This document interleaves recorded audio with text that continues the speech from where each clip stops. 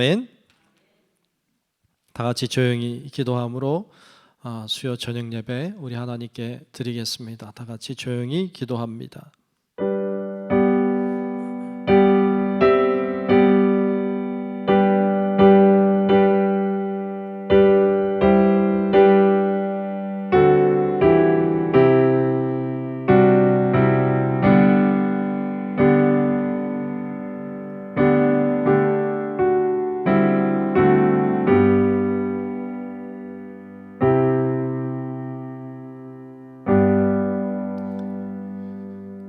이스라엘의 구속자, 이스라엘의 거룩하신 이이신 여호와께서 사람에게 멸시를 당하는 자, 백성에게 미움을 받는 자, 관원들에게 종이 된 자에게 이같이 이르시되 왕들이 보고 일어서며 고관들이 경배하리니 이는 이스라엘의 거룩하신 이 신실하신 여호와가 너를 택하였음이니라.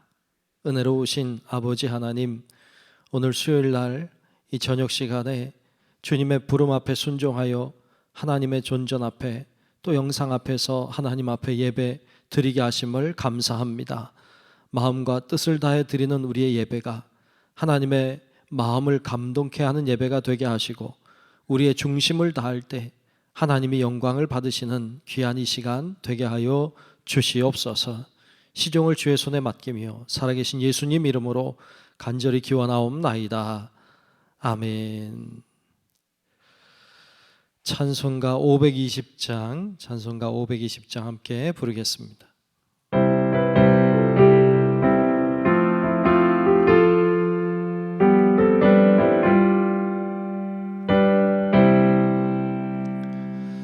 듣는 사람마다 복음 전하여 복스러운 소식들을 퍼지세. 모든 사람에게 전할 소식은 어느 누구나 오라.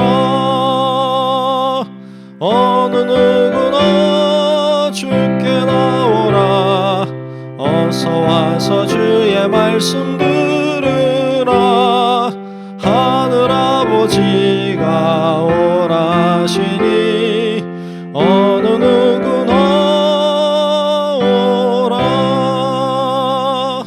오는 사람들은 지체 말고서 문 열었을 때에 들어오시오. 생명길은 오직 구주 예수니 어느 누구나 오라. 어느 누구나 주께 나오라. 어서 와서 주의 말씀 들으라. 하늘아버지가 오라시니 어느 누구나 오라. 언약하신 대로 이룰 것이니 누구든지 언약 받을 수 있네. 받은 사람에게 생명이로다. 어느 누구나 오라. 어느 누구나 주께 나오라. 어서 와서 주의 말씀 들으라. 하늘아버지가 오라시니 어느 누구나 오라. 아멘. 다 같이 아멘. 네, 이 시간에 우리 권영란 권사님 나오셔서 대표로 기도하시겠습니다.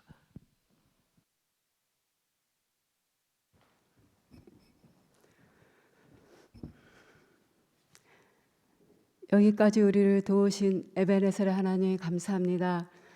존귀와 찬양과 영광을 받으시게 합당하신 우리들의 아버지 하나님, 은혜와 사랑을 진심으로 감사합니다. 지난 3일간에도 하나님 은혜 안에 저희들 지켜주셨다가 이 시간 주님 사랑하는 몸된 제단에 나와서 수요일 귀한 이 시간 예배로 하나님의 영광 올려드리게 하심을 참 감사합니다. 하나님 이 시간 오직 하나님 기뻐하시는 시간 되게 하시고 우리는 귀한 이 시간을 통해서 오늘도 은혜 받는 귀한 이 시간 될 수 있도록 하나님 함께하여 주시옵소서. 특별히 더욱더 이 시간 우리를 예배자로 부르시고 또한 예배자로 세우심을 감사합니다. 하나님 우리들에게 말씀하셨습니다. 내가 거룩하니 너희도 거룩하라 말씀하셨는데 그렇게 살아내지 못했음을 하나님 이 시간 고백합니다. 늘 연초가 되면은 올해는 내가 결단과 하나님 앞에 이렇게 행하리라 다짐하지만 저희들도 시간이 많이 가면은 나태해지고 또 게으른 모습을 많이 있음을 하나님 이 시간 고백합니다. 참 연약한 저희들을 불쌍히 여겨주시고 이 시간 하나님의 자비하신 큰 사랑으로 저희들 국리를 베풀어 주실 것을 아버지 이 시간 간절히 바라고 남나이다. 특별히 바람이 불면은 우리의 옷깃을 여미듯이 다시 한번 우리들의 믿음의 옷깃을 잘 여며서 하나님 앞에 더 가까이 나가는 우리들의 믿음의 모습 될 수 있도록 하나님 함께하여 주시옵소서. 특별히 2022년도에도 저희들 너무나 사랑하셔서 저희들 각자의 믿음의 모습대로 귀한 사명을 맡기심을 감사합니다. 하나님 저희들이 감당할 일 아버지 늘 온유한 모습으로 또한 늘 겸손한 모습으로 또한 오래 인내함으로 잘 감당하는 저들의 믿음의 사역이 될 수 있도록 하나님 함께하여 주시옵소서. 특별히 하나님 어려움을 당한 가정을 하나님께서 기억하여 주시고 이 시간 하나님께서 친히 찾아가 주셔서 하나님 주신 위로와 평강이 그 가정과 그 꼬임할 수 있도록 하나님 함께하여 주시옵소서. 하나님 이 나라의 민족을 함께해 주시길 원합니다. 이 나라의 민족이 그동안의 많은 어려움 가운데도 주님께서 늘 동행하시고 함께해 주신 이 나라의 민족 다시 한번 우리 주의 성령이 임하여 주셔서 이 나라 이 민족 이 땅을 하나님께서 고쳐주시고 이 땅을 하나님께서 회복시켜 주실 것을 아버지 간절히 바라고 원합나이다. 특별히 사랑하는 우리 중부교회를 하나님께서 기억하여 주시고 오늘까지 부흥 발전케 해주심을 요 하나님 감사합니다. 우리 중부교회가 2022년 예수 그리스도의 증인을 선교하는 교회 큰 표로 가지고 우리들이 하나된 마음으로 아버지 올해도 열심을 달려가겠사오니 하나님 우리 교회 올 한 해 계획한 모든 것들 또한 51주를 맞이해서 모든 사역들 외에도 하나님의 함께 하셔서 많은 결실을 거둘 수 있는 올 한 해가 될 수 있도록 하나님 함께하여 주시옵소서. 하나님 우리 중부교회가 이제 이 시대에 하나님께서 쓰임받게 하셨사오니 이제 다음 세대도 하나님께서 꼭 쓰임받는 귀한 우리 중부대단 될 수 있도록 하나님 축복하여 주시옵소서. 하나님 우리 교회가 이제 지역사회에서 사랑을 나누며 빛의 역할 소금의 역할을 잘 감당하는 교회 또 아버지의 어지러이 세태 구원의 사역을 잘 감당하는 귀한 우리 중배단 될 수 있도록 하나님께서 우리 중부교회를 축복하여 주시옵소서. 언제나 우리 담임 목사를 축복하여 주심을 감사합니다. 아버지 올 한 해 계획하신 모든 목회를 하나님께서 축복하여 주셔서 늘 아버지 성령 충만으로 덧입혀 주셔서 우리 목사님 이제까지도 몸되게 사역을 잘 감당하셨는데 더 잘 감당하시는 귀한 우리 목사님 사역이 될 수 있도록 하나님 축복하여 주시옵소서. 우리 목사님 이제 아버지 하나님 늘 여러 가지로 많은 들 기도하시며 늘 행하시는 모든 것들에도 하나님이 함께 해주실 것을 간절히 바라고 원합나이다. 하나님 이 시간에도 우리 귀한 목사님 말씀 전하실 때 하나님 그 말씀이 우리들의 힘이 되게 하시고 그 말씀이 우리 능력이 되어서 우리가 세상에서 넉넉히 세상을 이기는 늘 승리하는 삶을 살아낼 수 있도록 하나님 함께하여 주시옵소서. 아버지 이 시간에 오직 성령님께서만 이 시간 이곳에 또한 우리 마음속에 또한 우리 생각 속에 임하시길 간절히 바라고 원하며 아버지 오늘도 말씀에 거하시고 우리를 축복하시는 거룩하신 예수님 이름 받들어 감사하며 기도함나이다.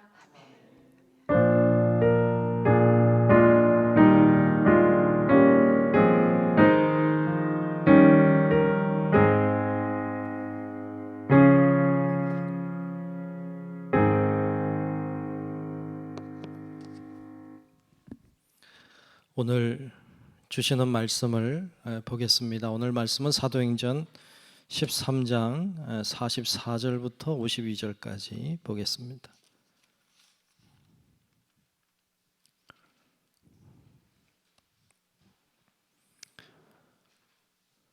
사도행전 13장 44절부터 마지막 절인 52절까지 말씀 보겠습니다.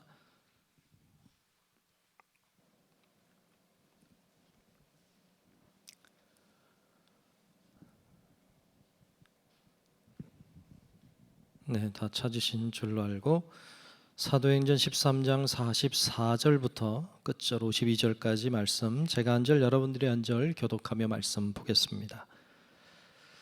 자, 그 다음 안식일에는 온 시민이 거의 다 하나님의 말씀을 듣고자 하여 모이니 유대인들이 그 무리를 보고 시기가 가득하여 바울이 말한 것을 반박하고 비방하거늘 바울과 바나바가 담대히 말하여 이르되 하나님의 말씀을 마땅히 먼저 너희에게 전할 것이로되 너희가 그것을 버리고 영생을 얻기에 합당하지 않은 자로 자처하기로 우리가 이방인에게로 향하노라. 주께서 이같이 우리에게 명하시되 내가 너를 이방의 빛으로 삼아 너로 땅끝까지 구원하게 하리라 하셨느니라 하니 이방인들이 듣고 기뻐하여 하나님의 말씀을 찬송하며 영생을 주시기로 작정된 자는 다 믿더라. 주의 말씀이 그 지방에 두루 퍼지니라. 이에 유대인들이 경건한 귀부인들과 그 신의 유력자들을 선동하여 바울과 바나바를 박해하게 하여 그 지역에서 쫓아내니 두 사람이 그들을 향하여 발에 티끌을 떨어버리고 이고니온으로 가거늘 함께 봅니다. 제자들은 기쁨과 성령이 충만하니라. 아멘. 오늘도 주의 은혜가 우리 모두와 함께 하시기를 우리 주님의 이름으로 축복합니다. 아멘. 네, 그래요. 우리가 사도행전 말씀을 계속 보고 있습니다. 오늘 13장 끝에 있는 부분을 읽었는데요. 우리가 앞에서 본 것 조금만 생각해 보면 앞에 지금 여러분 지도도 보이죠? 보면 이제 안디옥에서 출발해서 지금 안디옥까지 왔어요. 서로 다른 안디옥이죠. 수리아 안디옥에서 출발해서 거쳐서 지금 비시디아 안디옥이라고 하는 곳까지 왔습니다. 어딘지 알죠? 그 비시디아 안디옥에 와서 있었던 일이 13장에 기록이 돼 있어요. 자, 이 비시디아 안디옥에 와서 바나바와 바울이 안식일에 회당에 갔습니다. 안식일에 회당에 간 이유는 복음을 전하기 위해 갔죠. 이제 안식일 모임이 다 끝나고 그리고 할 말 있는 자가 하라고 했을 때 바나바와 바울이 일어나서 복음을 전했습니다.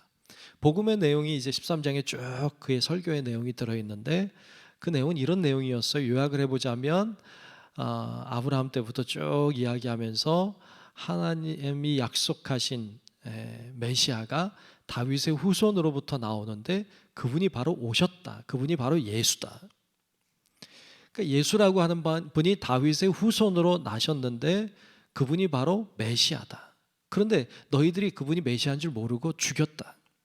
그런데 죽인 그 예수를 하나님이 다시 부활시키셔서 우리의 소망이 되게 하셨다. 이 이야기를 복음을 전한 거죠. 이게 복음의 핵심이잖아요. 하나님이 우리를 사랑하셔서 이 땅에 독생자를 보내주셨고 사람들은 그를 죽였죠. 죄로 인해 죽였죠. 그런데 하나님이 그를 다시 살리셨어요. 부활시키셨죠. 그것을 믿는 믿음, 그게 그 내용이 복음이고 우리가 그러므로 구원함을 받게 되었다고 하는 소식이 바로 기쁜 소식이죠. 죽을 수밖에 없는 우리가 살아났다. 복음, 기쁜 소식이죠. 죽을 자가 살았으니까.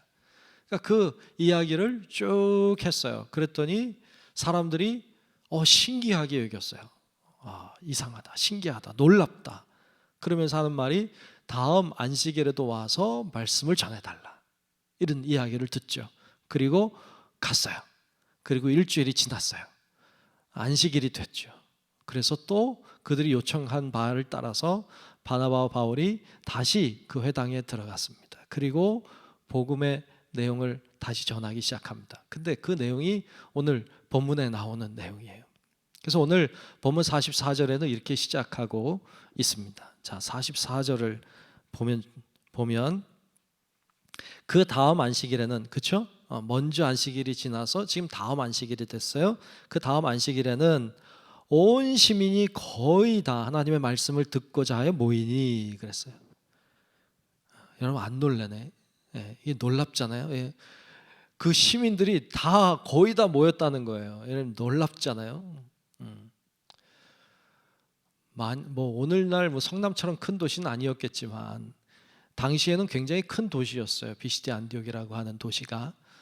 근데 그 사람들이 다 모였다. 아마 회당이 막 차고 넘쳤을 것 같아요. 못 들어오는 사람 많았을 것 같고. 이건 제 생각인데, 완전 제 생각인데, 그 정도로 그 도시 사람들이 거의 다 올 정도라면 회당으로는 안 됐겠다. 이거 무슨 원형 경기장 이런데, 콜로세움 이런데 모여서 해야 됐겠다. 뭐 이런 생각이 듭니다만, 뭐 그랬다고 성경에 나오지 않지만, 하여튼 그렇게 많은 사람들이 모여들었다는 사실을 알게 되죠. 아마도 그 전주에, 전 안식일에 복음을 전했더니 그것을 들은 사람들이 야, 신기하다, 놀랍다, 희한한 이야기다, 놀라운 진리다, 그런 생각을 가지고 아마 이 사람에게 저 사람에게 전달했을 것 같아요. 그러니까 일주일 동안 막 그 복음이 전달되고 갔겠죠. 소문이 빠르잖아 원래, 그죠? 예. 오늘 뭐 화난 건 아니죠, 여러분들. 마스크 쓰고 있으면 눈이라도 웃어야 돼. 안 그러면 다 나한테 삐졌나 이런 생각이 혼자 드니까 갑자기 혼자 하는 생각이 갑자기 들었어요. 어디까지 한 거예요?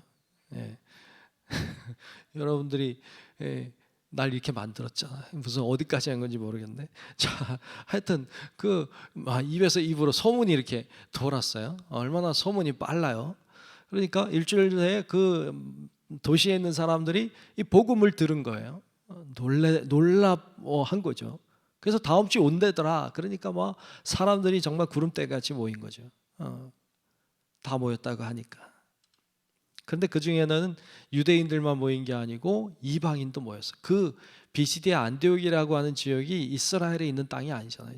지금 터키에 있는 땅인데 제법 멀리 떨어져 있는 곳에 있는 도시인데, 거기는 이방인들이 많이 있는 도시고, 유대인들, 소수의 유대인들이 회당에 모여서 나름의 모임을 갖던 때니까 유대인들이 극소수였죠. 대부분 이방인들이었겠죠. 그런데 그 도시 사람들이 다 모인 거 보면 아마도 이방인들이 훨씬 많이 모였을 것 같아. 신기하다, 놀랍다 말이죠. 사도 바울과 바나바가 이 회당에 들어가서 복음을 전할 때는 유대인들이 대부분 들었을 거예요. 유대인들이 모이는 회당이니까. 그런데 지금은 이방인들도 엄청나게 많이 와서 듣고 있는 상황이 된 거예요. 바나바와 바울의 목표는 유대인들에게 복음을 전하는 거였어요. 이방인들에겐 복음을 전할 방법이 없었지만 유대인들은 그래도 회당에 모이니까 그들에게는 복음을 전할 기회, 장소가 있었으니까, 그러니까 그들에게 복음을 전했죠. 자, 이렇게 이들의 말이, 이들이 전한 복음이 놀라운 역사를 일으켰어요. 오늘날 그냥 쉽게 얘기하면 인기가 있게 됐어요. 인기를 얻으니까 뭐가 따라오는가 하면 시기가 따라와요.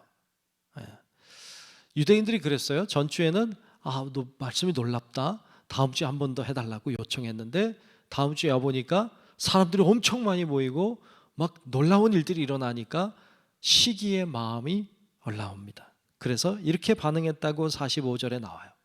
자, 45절을 한번 보겠습니다. 45절을 보면 유대인들이 그 무리를 보고 시기가 가득하여. 그 무리를 보고 뭐가 가득했어요? 시기가 가득했어요. 그래서 바울이 말한 것을 반박하고 비방하거늘 그랬어요. 복음 때문에 시기가 난 게 아니에요. 사람들을 보고 시기의 마음이 생겼어요. 그래서 바울이 말한 것을, 복음을 반박하고 비방했다. 다른 번역 성경을 보면 욕했다 이렇게 나옵니다. 뭐가 문제냐 하면 시기가 문제예요. 시기심. 여러분들도 시기를 경험하셨나요? 여러분 시기 해보셨나요? 가만히 보면요, 시기했다는 사람 많지 않고요, 시기심, 다른 사람이 나를 시기했다는 경우는 많아. 근데 자기는 시기를 안 해봤다 그래. 근데 여러분, 사람은 누구나 시기심이 생기기도 하죠. 난 시기심이 전혀 없어. 이건 제가 볼 때는 거의 성화의 단계에 다다른 사람 같아. 안 그러면 사람은 누구나 시기하는 마음이 있어요. 크고 작을 뿐이지. 근데 이 시기심을 잘 다스릴 줄 알아야 돼요. 이건 인간 안에 있는 어떤 속성이기 때문에 그게 어떻게 보면 자연스러운 것이죠. 근데 이거를 어떻게 다스리느냐가 문제죠. 그런 말 있잖아요. 사촌이 땅을 사면 배가 아프다. 사촌이 땅을 사면 배가 아프다. 시기가 뭐예요? 남이 잘 되면 샘나고 미워하는 거예요. 사촌이 잘 되니까 샘이 나고 미운 거예요. 모르는 사람이 땅 사면 시기가 안 나요. 남이야 뭐 땅을 사든 말든. 근데 사촌이 땅 사면 배가 아파. 참 신기하죠. 왜 딴 사람이 사면 배가 안 아픈데 사촌이란 가까운 사람을 얘기하는 거죠. 가까운 사람이 땅 사면 배가 아파.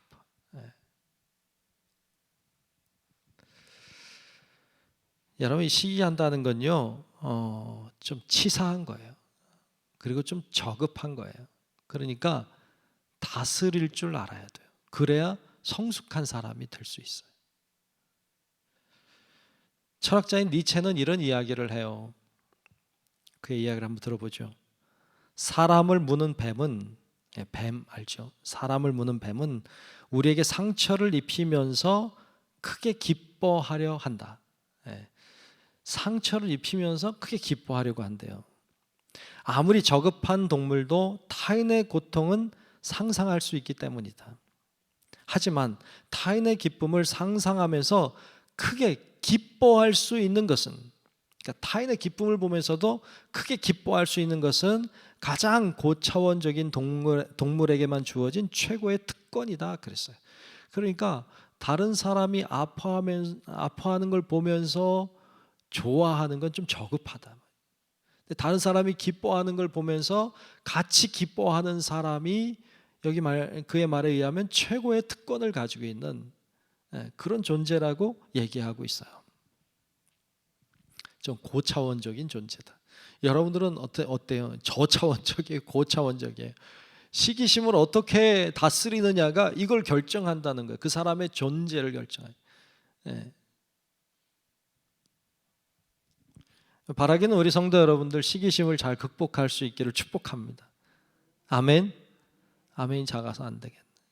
아멘. 시기심을 잘 극복해내야 돼요.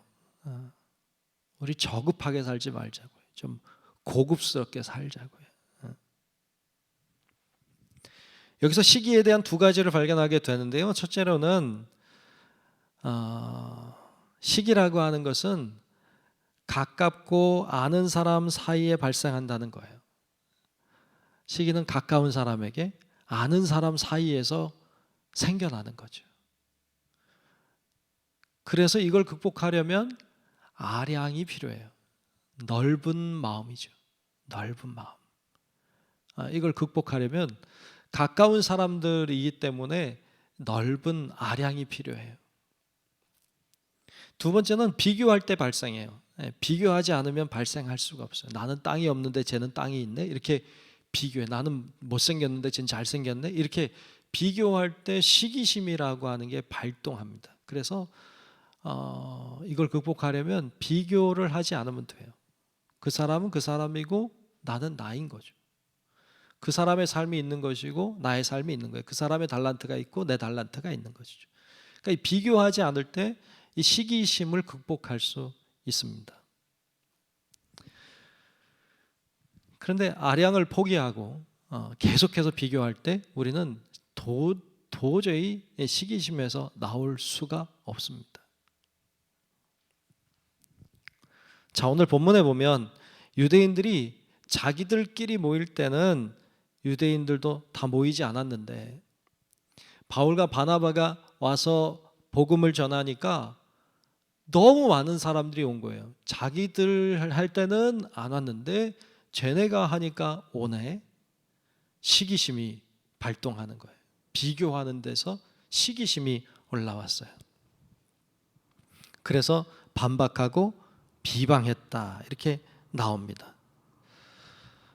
그들이 전하고 있는 복음의 내용은 관심이 없어요. 그들이 진리를 전하는지 비진리를 전하는지 전혀 관심이 없어요. 그들의 관심은 사람들이 많이 모이는가, 우리보다 왜 더 많이 모이는가, 거기에 관심밖에 없어요. 그러니까 시기의 마음이 올라오는 거예요.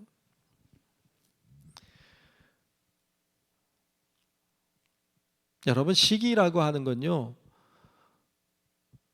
크게 보이지 않아요. 작은 것 같아요. 그리고 다른 사람들이 잘 눈치 못 챌 수도 있어요. 내 마음속에 일어나는 것이니까.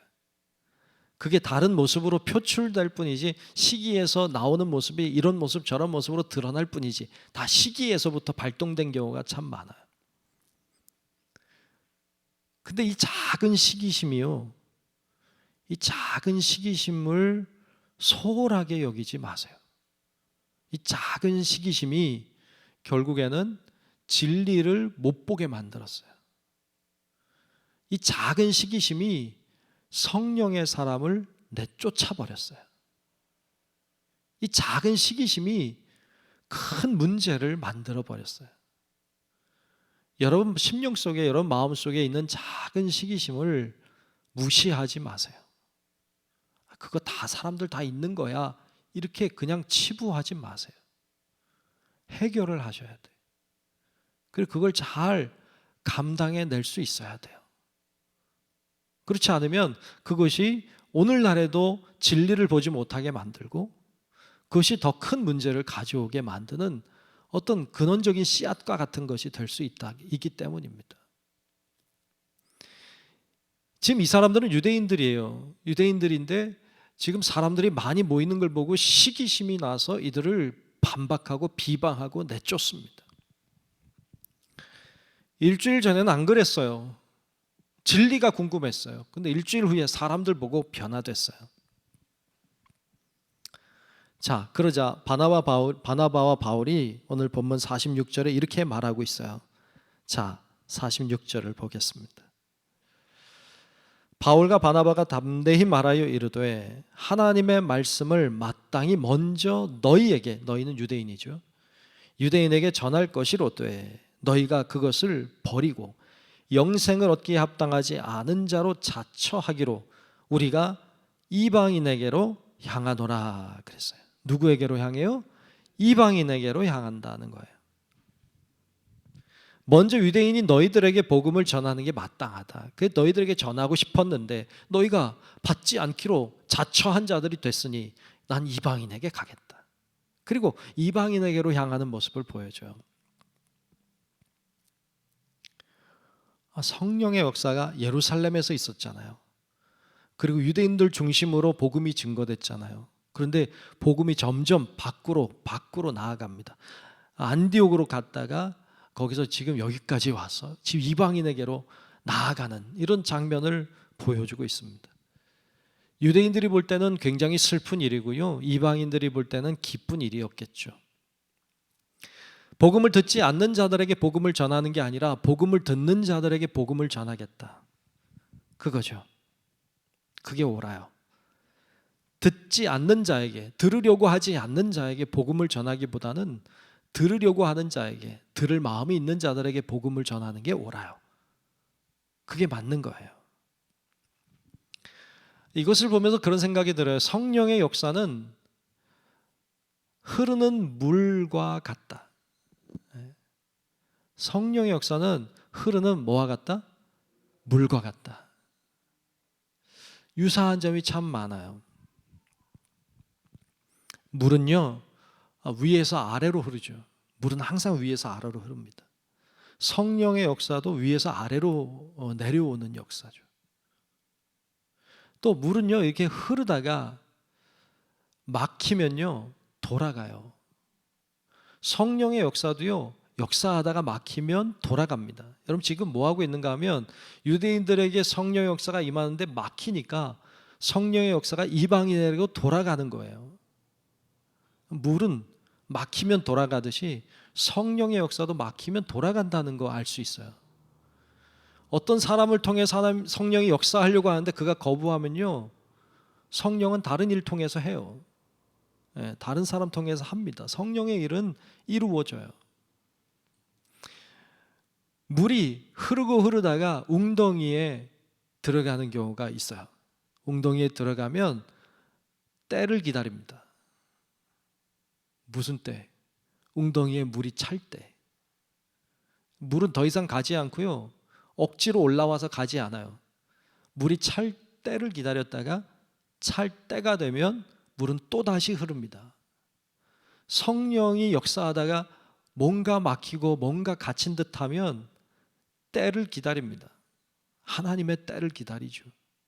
그리고 하나님의 때가 되면 성령은 또다시 일하기를 시작하십니다. 이런 모습이 참 비슷해요. 물은 흐르고 흘러요. 흐르고 흘러서 모나고 뾰족한 돌들을 둥글게 변화시켜요. 성령도요, 성령에 붙잡힌 사람, 성령에 담겨진 자는 모나고 뾰족한 부분들이 부드러워져요. 성령의 사람으로 변화되기 때문에. 물은요, 때때로 흐르고 흐르다가 장벽을 만나면요, 그걸 뚫어버리기도 해요. 바위도 뚫어냅니다. 성령은요, 아무리 단단한 자라고 할지라도 그를 뚫어버리기도 해요. 이 성령의 역사죠. 그런 의미에서 보면 성령은 흐르는 물과 같아. 성령은 그렇게 역사하시죠. 성령 오늘도 그와 같이 역사하고 계심을 믿으시기를 축복합니다. 성령은 그렇게 역사하고 계세요. 오늘 말씀에도 성령이 역사하려고, 유대인들에게 역사하려고 하는데 그들이 거부해요. 받지 않아요. 성령이 돌아가요. 이방인에게로 향합니다. 성령이 그리 흘러가시죠.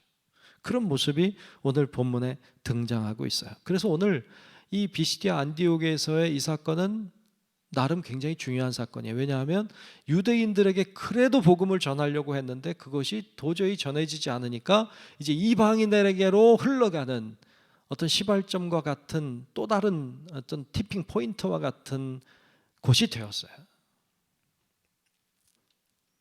이것을 이미 구약 성경에 예언된 말씀에 빗대어 이야기하는데 오늘 본문 47절에 이렇게 이사야서 말씀을 빗대어 이야기합니다. 자, 47절을 보면 주께서 이같이 우리에게 명하시되 내가 너를 이방의 빛으로 삼아. 너를 뭐로 삼아요? 이방의 빛으로 삼아. 이방을 비추는 빛으로 삼는다는 거죠. 그래서 너로 땅 끝까지 구원하게 하리라 하셨느니라 하니 그랬어요. 그러니까 이 말씀을 빗대어서 이제 바울과 바나바가 이방의 빛으로 나아가는 이런 사도의 모습을 보여줍니다. 이거는 이사야서 49장 6절의 말씀을 인용한 말씀인데 이사야 49장 6절은 이렇게 말씀했어요. 내가 또 너를 이방의 빛으로 삼아 나의 구원을 베풀어서 땅 끝까지 이르게 하리라 그랬어요. 비슷하죠. 그래서 이 말씀을 하고 있어요. 그러자 이방인들이 어떤 태도를 보였을까요? 이런 모습을 보고 이방인들이 이런 태도를 보였대요. 오늘 보면 48절에 보면 이방인들이 듣고 기뻐하여 하나님의 말씀을 찬송하며 영생을 주시기로 작정된 자는 다 뭐 했다고요? 믿더라 그랬어요. 아멘. 아멘. 이방인들이 기뻐했어요. 왜? 복음이 이제 이방인에게로 온다니까 이방인들이 기쁜 거예요. 즐거운 거예요. 여러분, 이방인들은 기뻤는데 유대인들은 어땠을까요? 유대인들은 화가 났겠죠. 지금 짜증이 나 있겠죠. 지금 바나바와 바울 때문에 시기심 때문에 막 잔뜩 화가 나 있는 상태고 이방인들은 기뻐하고 즐거워하는 상태고 그러면 바나바와 바울은 어땠을까요? 바나바와 바울은 기분이 좋았을까요? 안 좋았을까요? 이방인들에게로 복음이 전해지는 모습을 보면서 바울과 바나바 물론 복음이 전해지니까 좋아했겠지만 사실은 바울은 슬펐어요. 바울은 슬펐어요. 왜 슬펐을까요? 자기 백성 유대인이 제외되니까.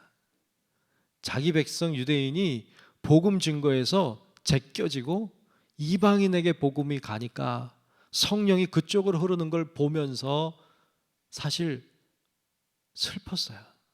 고통스러웠어요. 아팠어요. 그래서 로마서에 보면 바울이 그런 고백을 해요. 로마서 9장 1절로 3절을 제가 볼 텐데, 거기 보면 바울이 그런 고민을 얘기하고 있습니다. 읽어볼게요. 내가 그리스도 안에서 참말을 하고 거짓말을 아니하노라. 내가 지금 하는 말은 진짜다 이거예요. 그러면서 말해요.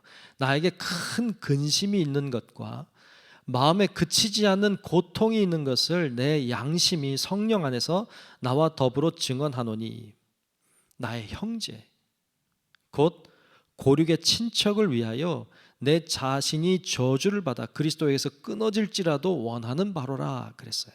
무슨 말이에요? 내가 진짜 말하는데 나의 형제 고륙의 친척들이 복음에서 제외되는 것, 구원에서 제외되는 것이 너무 싫다는 거예요. 내가 저주를 받아서 그리스도에서 끊어질지라도 내 백성이 구원받으면 좋겠다. 내가 저주를 받아 내가 망한다고 해도 내 백성이, 내 유대인들이 구원받았으면 좋겠다. 이 마음을 토로하고 있는 거예요. 얼마나 자기 백성에게 복음 전하고 싶었겠어요. 자기는 이방인의 사도로 부름 받았으니까 이방인에게 가서 복음을 전하지만 내 백성 어떡하냐, 내 백성. 내 가족과 내 친척과 같은 우리 유대인들을 어떡하는가. 이 고민이 그에게 있었던 심각한 고민이었다는 거예요. 끊임없는 고통이라는 거예요. 그러니까 성령이 역사하는데 거부하여서 이방인에게로 흐르니까 자기는 성령의 역사를 따라가긴 하지만 내 백성 생각하니까 슬픈 거죠. 고통인 거죠.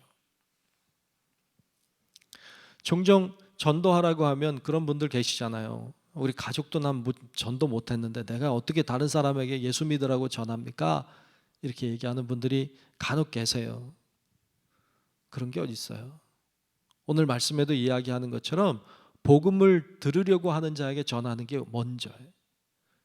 그러니까 내 가족이 먼저가 아니라 복음을 들으려고 하는 자에게 복음을 전하는 게 먼저예요. 들으려고도 하지 않는 자 붙들고 계속 씨름하는 게 하나님의 뜻이 아니더라고요. 오늘 말씀에도 들으려고 하지 않으니까 이방인에게로 가는 거예요. 내 가족이라 할지라도 듣지 않으면 거기만 붙잡혀 있는 게 하나님 뜻이 아니더라고요. 들으려고 하는 자에게 복음을 전하는 것이 먼저더라고요. 그게 우선순위인 것을 보여주고 있습니다. 여러분, 그래서 복음을 듣지 않으려고 하는 자 붙잡고 씨름하는 오랜 과정도 필요할 수 있겠지만, 왜? 그건 여러분들이 애정과 사랑이 있기 때문에 붙잡고 씨름하고 가족과 여러분 아는 사람, 친척과 여러분 친구와 이런 아는 사람들 놓고 듣지 않으려고 하지만 씨름하는 과정도 필요하겠지만 거기만 매달리면 안 된다고. 거기만 매달리는 게 아니라 복음을 들으려고 하는 자들에게, 성령에 예비된 자들에게 복음을 전하는 것, 그들이 듣도록 증거하는 것, 이것 또한 굉장히 중요하다는 것을 오늘 말씀을 통해서도 깨닫게 됩니다. 여러분, 복음을 들으려고 하는 자들에게 성령의 인도하심을 따라 복음을 증거하는 은혜가 있기를 주의 이름으로 축복합니다. 아멘.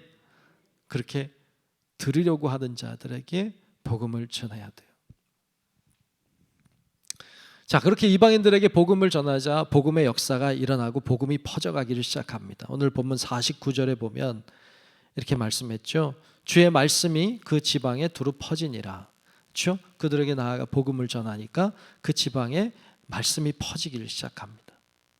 자, 말씀이 막 퍼지니까 유대인들은 더욱 시기가 나겠죠. 왜? 자기들은 잘 안 되는데, 왜 지들이 뭔데 막 이렇게 나보다 못한 것 같은데 비교하면서, 그러니까 화가 나는 거죠. 그래서 유대인들이 이렇게 했다고 나와요. 50절에 보면 이에 유대인들이 경건한 귀부인들과 또 그 신의 유력자들을 선동했다고 나와요. 선동하여 바울과 바나바를 박해하게 하여 그 지역에서 쫓아내니 그랬어요. 나쁘죠, 그죠? 이들이 전하는 복음의 내용은 관심이 없어요. 무조건 이들은 기분이 나쁜 거예요. 시기 때문에. 그래서 선동해서 박해해서 쫓아냅니다. 여러분, 사실은 예수님을 십자가에 못 박은 것도 시기심이었죠. 제사장들, 그리고 바리새인들, 사두개인들, 서기관들, 이들이 자기들보다 말씀을 더 잘 전하는 거예요. 자기들보다 따르는 사람이 더 많아 보여요. 그러니까 시기심이 난 거죠. 그래서 예수를 죽이려고 작정했죠. 그래서 사람들을 동원해서 선동하고 결국에 예수를 십자가에 못 박게 한 장본인들이잖아요. 그게 다 어디서부터 시작됐어요? 어떻게 보면 시기에서부터 시작된 거예요. 시기심에서부터. 작은 시기심이라도 무시하지 마세요. 그게 예수를 죽이기도 했으니까. 우리들도 그럴 수 있다. 이들은 시기심 때문에 선동해서 이 바울과 바나바를 박해하고 그리고 그들을 내쫓아 버립니다. 그래서 바나바와 바울이 비시디아 안디옥에서 내쫓김을 당하는 거예요. 여러분 보세요. 우리가 지금 쭉 봤잖아요. 안디옥, 수리아에 있는 안디옥에서부터 배를 타고 그 섬 왔다가 섬에서 바보라고 하는 곳에서 조금 뭔가 되는 듯 했는데 그냥 떠나죠. 떠나고 마가 돌아갔죠. 그리고 지금 비시디아 안디옥까지 왔는데 비시디아 안디옥에서도 뭔가 될 것 같은데 결국엔 내쫓김을 당하고, 뭔가 되는 것 같으면서도 안 되고 있는 상황들을 보고 있는 거예요. 복음이 증거 안 되는 건 아닌데 그래도 된다고 말하기도 애매한 상황들로 지금 이렇게 계속 선교 여행이 되고 있는 거예요. 비시디아 안디옥에서도 될 것 같았어요. 수많은 사람들이 따랐잖아요. 그런데 결국에는 내쫓김을 당해요. 바나바와 바울이 이렇게 행동합니다. 오늘 51절에 보면 내쫓김을 당하면서 이렇게 하죠. 두 사람은 바나바와 바울이죠. 바나바와 바울이 그들을 향하여 그 유대인들이죠. 그들을 향하여 발에 티끌을 떨어버리고 이고니온으로 가거늘 그랬어요. 발에서 티끌을 떨어버리고 이고니온으로 갔다. 여러분 지도에 보면 이고니온으로 간 거를 표시해놨어요. 그렇죠? 그쪽으로 조금 동남쪽이죠. 이렇게 내려갔습니다. 근데 여기서 발에 티끌을 떨어버렸다는 표현이 나오죠. 발에 티끌을 떨어버렸다. 뭘까요? 뭐 한 걸까요? 복음서에 보면 마태복음에도 나오고 이제 누가복음에도 나오는데 누가복음에 보면 누가복음 9장 5절에 보면 예수님이 제자들을 파송하면서 여러 가지 권면의 말씀을 하시는데 이런 말씀도 하셨어요. 누가복음 9장 5절을 볼게요. 누구든지 너희를 영접하지 아니하거든 그 성에서 떠날 때에 너희 발에서 먼지를 떨어버려 그들에게 증거를 삼으라 하시니 그랬어요. 복음을 전했는데 그들이 영접하지 않으면 그 성에서 나올 때 발에 먼지를 떨어버려라. 발에서 먼지를 떨어버리라고 하는 말은 이런 의미를 가지고 있어요. 관계를 끊는 거죠. 나는 너희들과 관계를 완전히 끊어버리겠다. 너희들에게서는 내가 티끌 하나도 가져가지 않겠다. 이런 너희와는 아무 상관이 없다 이젠 이런 의도가 들어있고요. 또 하나는 나에겐 책임이 없다. 나는 복음을 충분히 전했고 내가 할 바를 다 했다. 그러나 듣지 않은 건 너희들이니까 책임은 나에게 있는 것이 아니고 너희에게 있다고 하는 증거의 표로 티끌을 떨어버립니다. 그래서 이런 행위를 하고 있어요. 하나님이 나중에 물으실 거예요. 너 왜 복음 전하지 않았니? 제가 전했습니다. 하지만 그들이 듣지 않았습니다. 그러면 책임은 나에게 있는 것이 아니고 그들에게 있는 것이죠. 나팔수처럼 말이죠. 나팔을 불었어요. 근데 듣지 않은 자들의 책임인 거지. 나팔을 불긴 했으니까. 여러분, 우리들에게 중요한 것은 복음을 전하는 거예요. 복음을 듣게 하는 게 아니에요. 복음을 듣게 하는 게 우리의 사명이 아니라 복음을 전하는 게 우리의 사명이에요. 듣고 안 듣고는 그들의 책임이죠. 근데 복음을 전하지 않아요. 그래서 그들이 듣지 못했어요. 그러면 우리 책임이에요. 우리가 전하지 않았으니까. 그러니까 복음을 전하는 게 우리의 사명이다. 듣고 안 듣고는 그 다음 문제. 그런데 과연 우리는 복음을 전하고 있는가? 이 질문 앞에 여러분들은 어떠한지 모르겠어요. 과연 나는 복음을 전하고 있는가?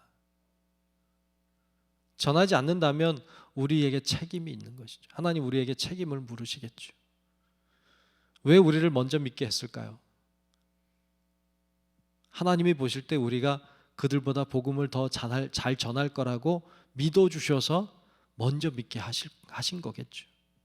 근데 우리가 그것을 감당하지 않는다면 하나님의 기대에 부응하지 않는 것이죠. 여러분, 그러므로 우리가 복음을 증거하고 말씀을 전하고 예수를 이야기하고 우리가 그렇게 전하는 사명을 잘 감당하시기를 축복합니다. 예수님 믿도록 교회에 데려오는 게 우리의 사명이 아니에요. 우리의 사명은 복음을 전하는 거예요. 교회 오고 안 오고는 그건 다음 문제. 그건 그들의 문제죠. 우린 권면할 수 있죠. 거기까지가 우리 몫이죠. 그래서 복음을 전하고 예수에 대해서 이야기하고 교회가 얼마나 좋은 일들을 하는 곳인지, 얼마나 구원이 중요한지, 믿음이 중요한지 이야기하는 거 우리들의 몫이고 나머지는 다 그들의 몫이다. 그러므로 우리가 복음을 전하는 사명이 우리에게 주어진 어떻게 보면 유일한 사명이니까 우리가 믿든지 믿지 않든지 때가 되었든지 아니 되었든지 여러분 복음을 전하는 사명을 감당하는 우리 성도 여러분들 되시길 주님의 이름으로 축복합니다. 그렇게 복음을 전해야 됩니다. 근데 이들이 듣지 않으니까 발에 먼지를 떨어버리고 그리고 이고니온으로 갑니다. 그럴 때의 모습이 52절에 이렇게 기록하고 있는데 지금 내쫓김 당해서 가고 있는데 이렇게 성경은 이야기해요. 25절에 보면 제자들은 기쁨과 성령이 충만하니라 그랬어요. 아멘. 지금 내쫓김 받아서 가는데 제자들은 기뻐해요. 성령으로 충만해요. 문제 없죠. 네. 낙심할 만한 상황이지만 낙심하지 않아요. 기뻐해요. 왜요? 중요한 건 듣고 안 듣고가 아니라 복음 전했잖아요. 사명 감당했잖아요. 그럼 됐지 뭐. 여러분 우리들도 복음 전하다가 복음을 전하는데 아무도 안 들어. 아무도 뭐 열매가 없어. 지금 뭐 여기 지금 사도 바울 바나바 다니지만 뭐 열매가 있는 것 같은데 뭐 딱 잡히진 않아. 하지만 사명을 감당하잖아요. 그 때문에 기뻐하잖아요. 그 때문에 성령 역사하잖아요. 된 거죠. 뭐. 그 다음에 하나님 몫이지. 뭐. 그렇게 나아가는 모습을 보여주고 있습니다. 낙심치 말고 우리들도 바울처럼 바나바처럼 복음을 전하며 증거하는 우리 성도 여러분들의 삶이 되시길 주의 이름으로 축복합니다. 기도하겠습니다. 좋으신 아버지 하나님, 오늘 바나바와 바울이 어려운 상황이지만 그럼에도 불구하고 성령에 충만하여서 복음을 증거하고 사명을 감당하는 모습을 보았습니다. 하나님, 우리 입에도 우리의 마음에도 우리의 심령 가운데도 복음을 넣어주셔서 그 복음을 들을 수 있는 자들에게 증거하고 전파하는 저희들 되게 하시고 그때 하나님이 역사하시고 성령께서 일하시는 아름답고 놀라운 은혜를 경험하는 우리 모든 성도들의 삶이 되도록 하나님 축복하여 주시옵소서. 예수님 이름으로 간절히 기도하옵나이다. 아멘. 찬송하겠습니다. 찬송가 505장 함께 부르겠습니다.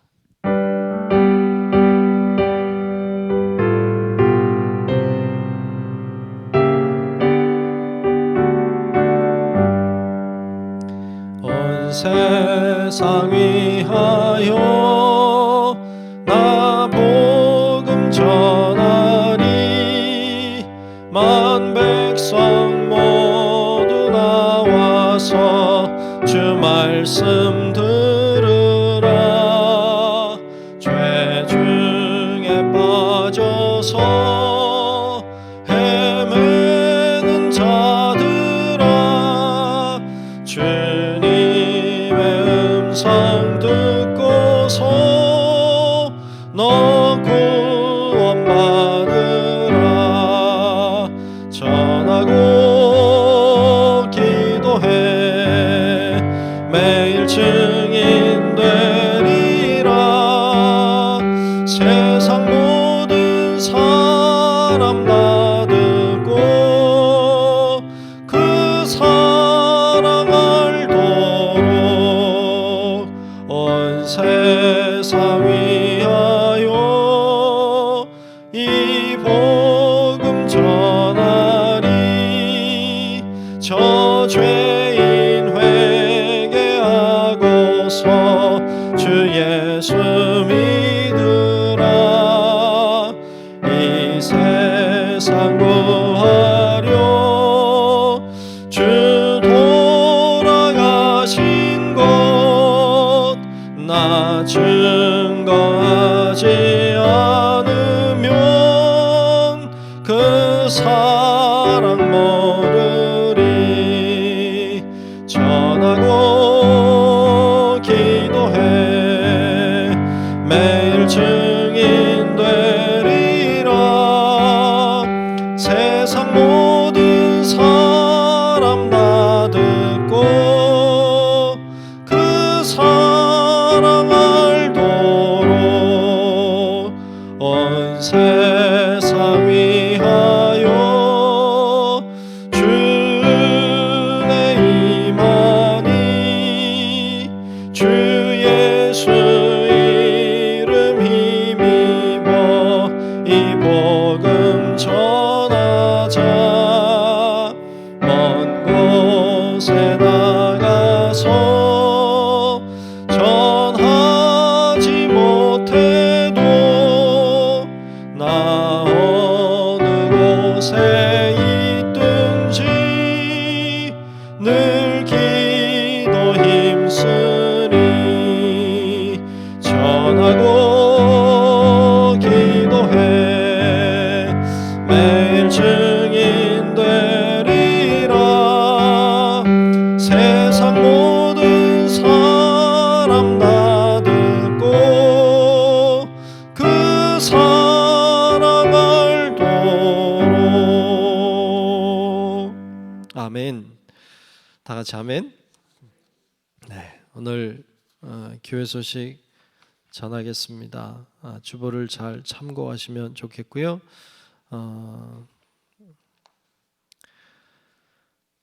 이제 성경 통독하는 것도 이제 곧 이제 시작이 되려고 합니다. 기도해 주시고 잘 참여하시면 좋겠고, 이제 이번 주일 지나 다음 주일엔 또 임원회도 있고 그렇습니다. 또 성경 공부도 지금 신청을 받고 있어요. 원하시는 분들 신청도 잘 해주시면 좋겠습니다.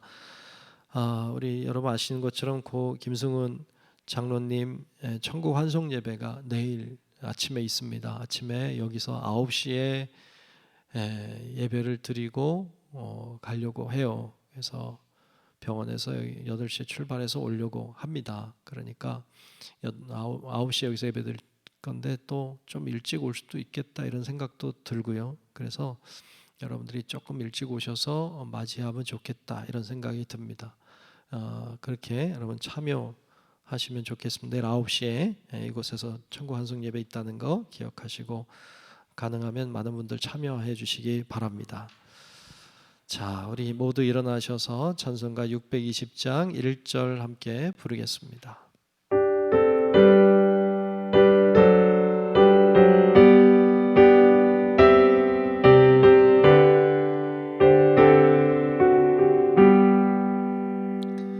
여기에 모인 우리 주의 은총 받은 자여라. 주께서 이 자리에 함께 계심을 아노라. 언제나 주님만을 찬양하며 따라가리니